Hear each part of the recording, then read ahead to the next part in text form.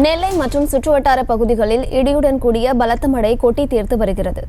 இதுகுறித்தான மேலும் விவரங்களை கொடுப்பதற்காக செய்தியாளர் ராஜா இணைப்பில் இருக்கிறார். பேசலாம் ராஜா, விவரங்கள். திருநெல்வேலியில் எந்த ஆண்டு இல்லாத அளவுக்கு இந்த ஆண்டு கோடை வெயில் மக்களை வாட்டி வதைத்து வருகிறது. திருநெல்வேலியில் 105 டிகிரிக்கு மேல் வெயில் பதிவாகி இருந்தது. இதற்கிடையில் சுட்டெரித்த வெயில் அல்லல்பட்டு வந்த மக்களுக்கு நற்செய்தியாக 2 வாரங்களுக்கு வெயிலின் அளவு குறைந்து மழை பெய்ய வாய்ப்பு இருப்பதாக சென்னை வானிலை மையம் தெரிவித்துள்ளது.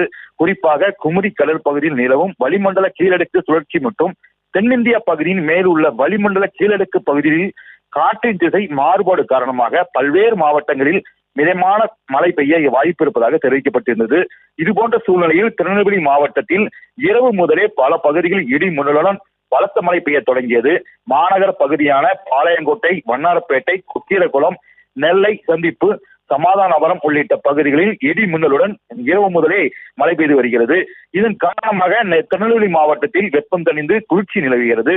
திடீர் மழையால் குளிர்ந்த காற்றும் வீச தொடங்கியது. இதனால் பொதுமக்கள் பெரிதும் மகிழ்ச்சி அடைந்து வருகின்றனர்.